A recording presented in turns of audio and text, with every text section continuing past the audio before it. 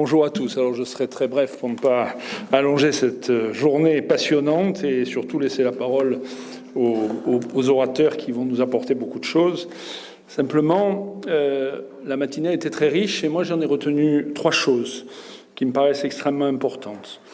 C'est d'un côté que nous avançons, grâce à Pierre Gressens, c'est semblable, dans la compréhension des mécanismes physiopathologiques qui viennent interférer sur le développement cérébral. Et ça, c'est la base de progrès thérapeutique. Et j'ai eu le sentiment, souvent la recherche, on la voit très très loin, on se dit qu'est-ce que ça va apporter tout de suite. Et là, j'ai vraiment le sentiment qu'on touche à des choses qui pourront demain être utiles chez nos enfants. Et ça, c'est assez extraordinaire. La deuxième chose, c'est que ces enfants, ces adultes, vont progresser toute leur vie. Et effectivement, l'annonce du handicap, pas forcément de l'autisme, mais d'autres annonces de handicap chez l'enfant, c'est souvent vécu comme les parents, comme une espèce de chape de plomb dont on ne sortira plus. Oui, on peut en sortir si on s'en occupe, parce que ce que nous sommes, c'est évidemment lié à l'inné, à ce que on nous a transmis comme patrimoine, mais c'est aussi ce qu'on va faire. Et c'est une phrase, moi, que je dis aux parents, l'avenir de cet enfant, il sera peut-être effectivement dans les limites de sa maladie, il ne sera pas tout à fait normal, mais par contre, on pourra influer sur ce développement. Et ça, pour m'occuper d'enfants avec des handicaps divers et variés depuis des années, c'est quelque chose que j'ai observé, parce que les traitements entre guillemets, curatifs de ces troubles, on n'en a pas encore beaucoup. Et pendant des années, on s'est occupé de ces enfants, on les a accompagnés, et on les a fait évoluer avec l'aide des parents. Ça, c'est aussi une chose très importante, c'est qu'aujourd'hui, je crois que la médecine a changé, et que les parents sont partie prenante. Enfin, moi, je vous parle des parents, évidemment, puisque je suis pédiatre, hein, donc les adultes, c'est pas franchement ma tasse de thé, mais les parents et les patients adultes sont partie prenante de leur prise en charge. Ça, c'est un élément également très important. La troisième chose, ensuite, c'est effectivement d'adapter nos comportements et nos prises en charge et évaluer correctement ces personnes, leur environnement, leurs besoins, pour essayer de comprendre comment ils fonctionnent et les aider dans ce fonctionnement. Et j'ai beaucoup aimé la remarque suite à une demande par rapport à des tests. Les tests, c'est important, c'est nécessaire pour classer, pour comprendre, parfois pour infirmer ou confirmer un diagnostic. Mais les tests, ils ne doivent pas remplacer une approche individuelle. Et à un moment où je vois la médecine se protocoliser, c'est quelque chose que je crois être un peu dangereux, parce que nos jeunes collègues, on leur apprend à appliquer des protocoles.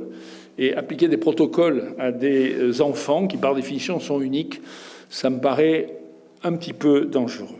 Alors, l'après-midi sera à la hauteur. Alors, on est déjà parti très très haut, grâce à M. Baudry, et de manière merveilleusement poétique.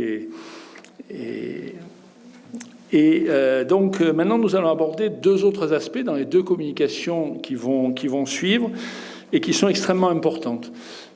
C'est la 3e session des Assises monégasques et la première session dans les sujets. On m'avait demandé de traiter les pathologies somatiques de l'enfant autiste et l'importance de l'examen clinique. Et effectivement, cette approche globale est très importante. Elle est souvent difficile parce que ces enfants, ces jeunes adultes ont parfois des comportements extrêmement déroutants. Et derrière ces comportements déroutants, il peut y avoir des pathologies organiques, comme on peut tous en être atteints, sauf que nous pouvons exprimer ce que nous ressentons, nos symptômes. Ces enfants non communicants, souvent, c'est plus difficile. Et donc, les 2 communications vont aborder ces problèmes de difficulté, de compréhension des réactions qui peuvent être liées à un malaise, qui peuvent être liées à une douleur. Et je crois que c'est un élément très, très important pour améliorer la prise en charge globale. Et puis enfin, on terminera cette journée très riche par une intervention qui nous montrera toute l'importance des réseaux autour d'un thème commun qui fédèrent les professionnels, les familles, les associations, tous les gens qui peuvent s'intéresser, les chercheurs, les cliniciens. Et on verra que lorsqu'on arrive à fédérer ça, alors sous l'instigation soit d'associations, moi je travaille énormément avec l'Association française contre la myopathie, mais qui a réalisé aussi des miracles, passe par cette fédération de tout. Alors maintenant, les pouvoirs publics ont pris le relais, mais pendant 30 ans, c'était eux tout seuls. Et puis aujourd'hui, ce groupement d'intérêt scientifique, on verra toute l'importance que ça a et toute l'accélération que ça entraîne pour la prise en charge de ces patients et l'avancée de la recherche, qui est quelque chose qui va à une vitesse absolument astronomique, qui fait qu'aujourd'hui, et notamment, c'est la dernière chose, quand on s'adresse à des parents d'un enfant très jeune, il ne faut surtout pas lui expliquer que l'avenir de son enfant, c'est ce qu'on connaît aujourd'hui d'enfants qui sont nés il y a 20 ans ou 25 ans, parce qu'en 20 ans, on a fait des choses extraordinaires et que cet avenir-là, on ne le connaît pas, mais il sera de toute façon meilleur et plus important que ce qui existe aujourd'hui pour ces enfants qui ont commencé leur parcours il y a 20 ans. Et donc ça, c'est un élément très important, c'est un élément d'espoir auquel je crois parce que c'est vraiment la réalité. Voilà, je n'irai pas plus loin, je vous remercie de votre attention et je donne tout de suite la parole, à moins que monsieur veuille le présenter, je ne sais pas, au docteur Villey pour sa première communication